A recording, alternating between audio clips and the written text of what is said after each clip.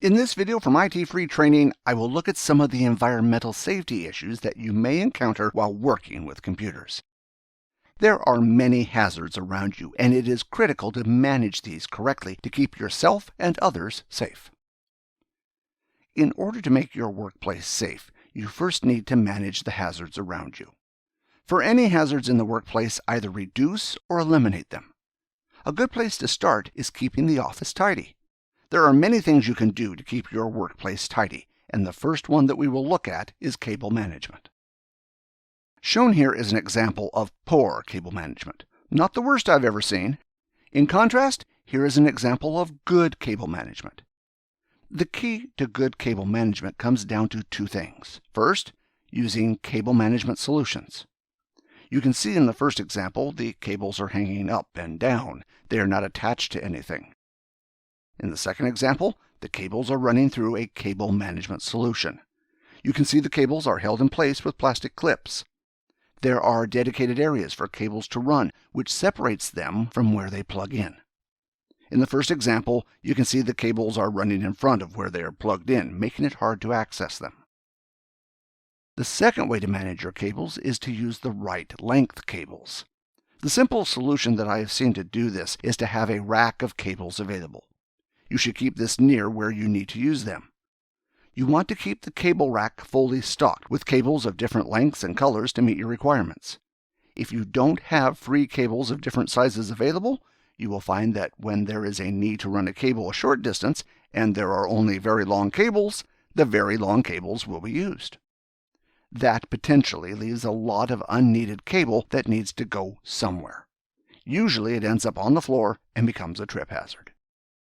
If you are very keen on cable management, you can make the cables to the size required.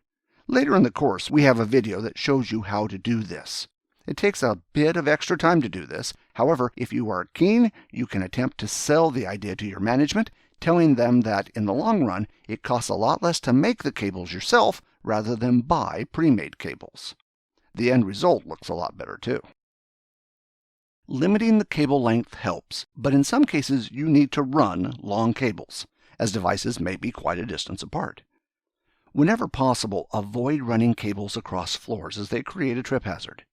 A person tripping on a cable may result in them falling and hurting themselves, but also may damage whatever is connected to the cable. You don't want the device connected to the other side to go flying across the room or the port that it is connected to be ripped out. If you find that you have no other option but to run a cable across the floor, secure the cable. The fastest and easiest way is to tape it to the floor. It is the work of moments to do this, and it helps protect the people in the office from being hurt, not to mention the equipment it is plugged into. If it is available or you're looking for a long-term solution, consider using a cable protector. These come in all different shapes and sizes, but essentially provide a contained pathway for the cable to run in. This prevents people tripping on the cable, and the container provides a contoured surface, making it hard to trip on the cable protector itself.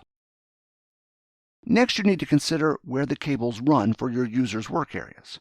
First, you don't want to have cables hanging under the desks or in locations where they can be kicked out. For example, having the computer plugged into the power port that can easily be kicked. You don't want your computer to suddenly lose power and you lose all your work. Modern desks will have built-in cable trays for your cables. If they don't, you can easily add these to the desk. You can see in this example, some simple netting is enough to organize all the cables and prevent them from hanging down or being accidentally kicked. If your desk does not have cable management, you can always add it. Shown here is a basic kit which contains cable ties, Velcro strips, and cable clips. If you can't find a kit like this, you can usually buy these items separately.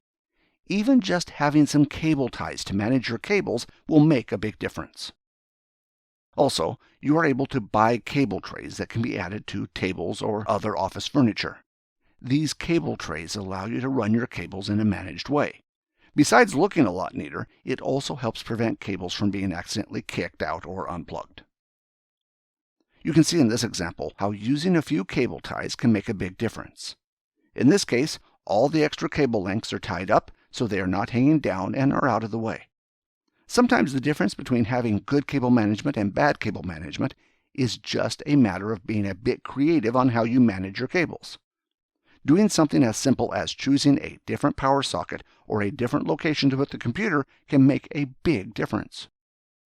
Next, think about how you store items around the office. You will find that old computer equipment is often stored in a pile somewhere and forgotten about. When you store old computers and equipment, store them sensibly. Don't put items on top of each other so they can easily fall to the ground.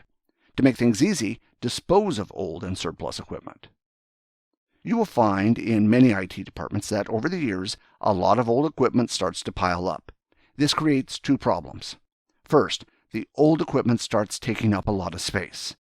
Secondly, if not organized correctly, it becomes next to impossible to find anything.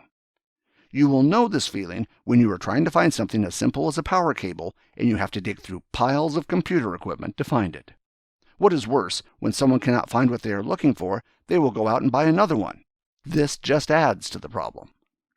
To reduce the problem, use a storage solution. A cupboard is one of the simplest solutions. You can see that adding some low-cost storage containers can make a big difference.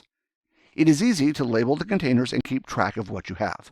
For example, you could have a container for power cables. If the container gets full, you know you have enough spare power cables and you can dispose of some. When possible, don't use the top shelves, or only use them for light, easy-to-handle objects. Even if you are very tall, remember that everyone else in the office may not be as tall as you. If you have to use the top shelves, think about if there is anything that can be disposed of.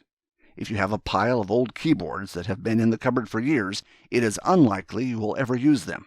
If you are not sure, one trick to use is to have an area allocated for old items. Anything I think is no longer required or extra, I put in this area.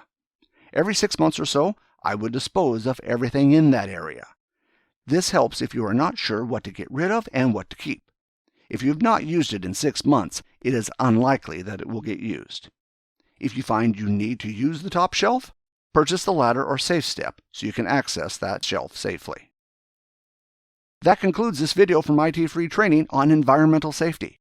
I hope you have found this video useful. Until the next video, I would like to thank you for watching.